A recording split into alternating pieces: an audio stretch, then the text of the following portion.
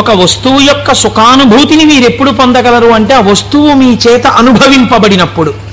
ఉదాహరణకి నాకు ఒక లడ్డు అంటే చాలా ఇష్టం అనుకోండి. ఆ లడ్డూని తీసుకొచ్చి మీరు ఇలా చూపించి, కోటేశ్వరారు మీకోసమే తెచ్చాం ఈ లడ్డు అన్నారనుకోండి. నేను ఆ లడ్డూని ఇలా చూసి నా కోరిక తీరిపోయి అంటానా? అనను. మీకోసమే అన్న చేతిలో పెట్టారు, చాలా బాగుంది అని ఇలా పెట్టుకుని తినబోతాను. తినకండి, మీకు ఈ లడ్డు ఎందుకు తెచ్చానో మీకు శుభవార్త చెప్పాలి, అది చెప్పాక తిందురు కానీ. ఇప్పుడు నా కోరిక తీరిపోయిందా? తీరలేదు. ఆయన శుభవార్త చెప్పబోతుంటే సెల్ ఫోన్ మోగింది. ఉండండి చెప్తాను అని అక్కడికి వెళ్ళి గంట సేపు మాట్లాడుతున్నాడు. లడ్డు ఇలాగే ఉంది, నేను ఇలాగే ఉన్నాను. తీరిందా? తీరలేదు. ఆయన తర్వాత వచ్చి ఏదో చెప్పి ఇప్పుడు తినండి అన్నాడు. ఇప్పుడు నేను దాన్ని తీసి ఇలా నాలుక మీద పెట్టుకుని అలా పడేశాను. గభాలన కంట్లో ఏదో పడి ఇలా అన్నాను, అది కింద పడింది. తీరిందా నా కోరిక? తీరలేదు. నాలుక మీద పడింది రెండో ముక్క, అమ్మయ్యా అన్నాను. ఇప్పుడు నా కోరిక తీరింది కదండి. వస్తువు ఉండడానికి అది మీ అనుభూతిగా మారడానికి మధ్యలో చాలా తేడా ఉంటుంది. ఈ శక్తి మీ యందు నిలబెట్టేవాడు ఈశ్వరుడు. అందుకే ద్రాపే అంధస్సస్పతే దరిద్రం నీలలోహిత అంటుంది రుద్రాక్షరే. సుఖమునకు కావలసిన వస్తువు ఉండడం వేరు, సుఖముగా బ్రతకడం వేరు. ఒకడు కోటీశ్వరుడు ఉంటాడు, కానీ వాడు నిన్న రాత్రి మిగిలిపోయినటువంటి చద్దెన్నాన్ని ఇవాళ మధ్యాహ్నం పులిసిపోయిన పెరుగుతో తింటాడు. కేవలం సుఖానుభవం కాదు. లోకములు మూడు రకాలుగా ఉంటాయి. ఒక లోకము కేవలము సుఖాలు అనుభవించడానికే ఉంటుంది, స్వర్గాది లోకములు. అక్కడ దుఃఖము యొక్క స్పర్శ ఉండదు, సుఖాలు అనుభవిస్తారు. ఇంకొక లోకం ఉంటుంది, అక్కడ సుఖం అన్నది ఉండదు. ఎప్పుడు ఏడుపులు, పెడబబ్బలు, కేకలు, అరుపులు, భయంకరంగా ఉంటుంది. అది నరకం. సుఖం దుఃఖం రెండు ఉంటాయి. ఓ రోజున తప్పట్లు కొట్టేస్తూ పొంగిపోతూ నేనే అంటుంటాడు, ఇంకో రోజున కుమిలిపోతూ ఏడుస్తూ ఉంటాడు. అదే భూలోకం. ఇక్కడ కొన్నాళ్ళు సుఖం, కొన్నాళ్ళు దుఃఖం. పొద్దున్న 10ంటికి సంతోషంగా ఉంటాడు, సాయంకాలం 4ంటికి ఏడుస్తూ ఉంటాడు. సుఖం దుఃఖం రెండు అనుభవిస్తూ ఉంటాడు. సుఖ దుఃఖములు రెండూ ఉన్న భూలోకమునందు మీరున్నారు. ఇక్కడి నుంచి బాగా గుర్తుపెట్టుకోండి, మీకు రెండే మార్గాలు ఉన్నాయి. ఒకటి, పూర్ణ దుఃఖములు కలిగిన లోకంలో కన్నా వెళ్ళొచ్చు, పూర్తి సుఖం కలిగిన లోకంలో కన్నా వెళ్ళొచ్చు. సుఖ దుఃఖాలు కలిగిన లోకంలోకి ఇంకా మీకు టికెట్ లేదు. అంటే మళ్ళీ ఎందుకండి ఇందులోకి? కాబట్టి ఒంటి మీద కొరడాలతో కొట్టేస్తూ, మరిగిపోయి నూనెలో ముంచేస్తూ, ఏదో చీవునెత్తురు నదుల్లో ముంచేస్తూ అది కావాలా? హాయిగా సంతోషంగా పెద్దలతో కూర్చుని ఏదో ఆనందంగా ఉండడం, అమృతం తాగడం, ఇలాంటివి కావాలా? అంటే లౌకికంగా కోరుకుంటే పోనీ స్వర్గం కోరుకోండి. నరకానికి వెడదాం అనుకోకూడదంటే మీకు ఒక లక్షణం ఉండాలి. వెంటనే మీకు ఒకటి కావాలి. ఏమిటి కావాలి? పాపము చేయకుండా ఉండుట. పాపం చేస్తే కదా నరకం. కాబట్టి పాపం చెయ్యకూడదు. ఇది సంభావయతి, మంచి భావములను ఇచ్చుట. ఇది ఎలా వస్తుంది అన్నారు శాస్త్రంలో. ఇది ఎలా కలుగుతుందండి అన్నారు. దీనికి ఒక ప్రతిబంధకం ఉందండి, అంత తేలిక కాదు. శివమహాపురాణం మీ జీవితాన్ని కరెక్ట్ చేస్తుంది. మీరు చూడండి, ఒక తేలిక మాట, ఒక వెలితి మాట ఒకటి మనం మాట్లాడతాం. కోటేశ్వరారు చతుర్ముఖ బ్రహ్మగారు మేము లలాటం మీద రాసేసాడండి, రామాయణం చెప్పు, భాగవతం చెప్పు, శివపురాణం చెప్పని చెప్పేస్తారు. మీరు మా లలాటం మీద రాసేశాడు, చీకటి పడేటప్పటికీ మాకు ఎటో లాగేస్తుంది మనస్సు వెళ్ళిపోమ్మని, అందుకని మేము రామ్ పురాణానికి అంటాడు ఒకడు. అది తప్పు. అలా ఉండమని చెప్పలేదు శాస్త్రం. తిలకధారణము అన్న మాట ఎందుకు ఇచ్చారో తెలుసా అండి?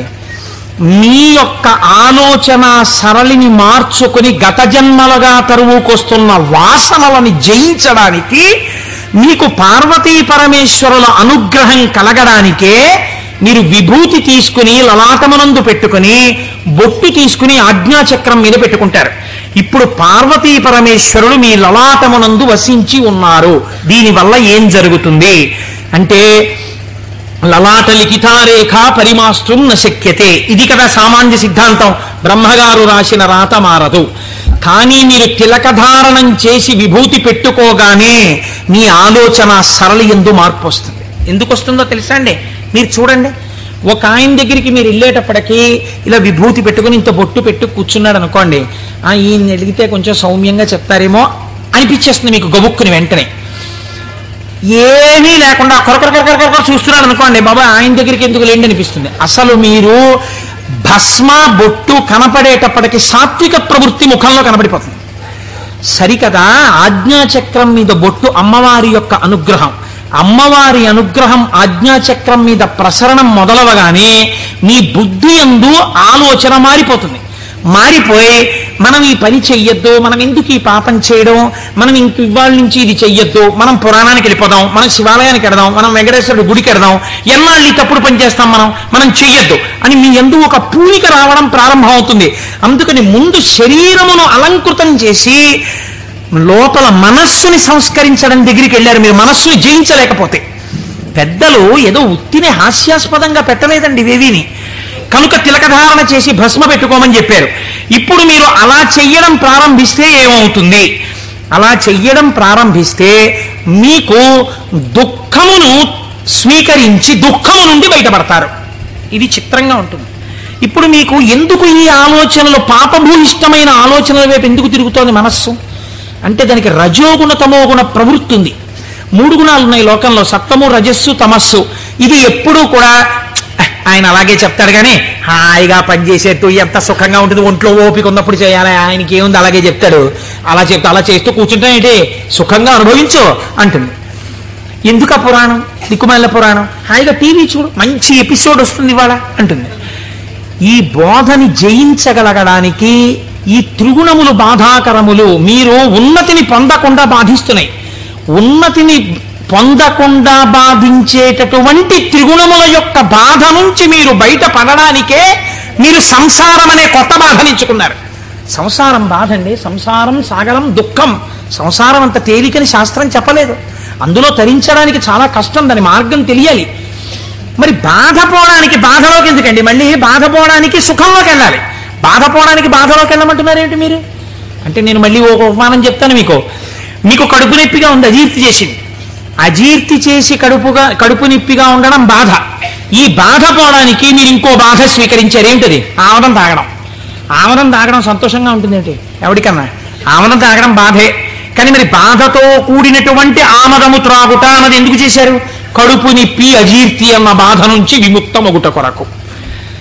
సత్వరజస్తమో గుణములన్న 3 గుణముల నుంచి బయట పడడానికే సంసారములోకి ప్రవేశించి సుఖములు అనుభవించి, ఈ సుఖములు సుఖములా అన్న ప్రశ్న వేసుకుని, ఈ సుఖములు కావు, నిజమైన సుఖము ఈశ్వరుడే అన్న లక్షణాన్ని ఏర్పరచుకుని వైరాగ్య సంపత్తిని పెంపొందించుకోవడం, దాని వలన ఇంకా ఇంద్రియములు మనస్సు చెలించని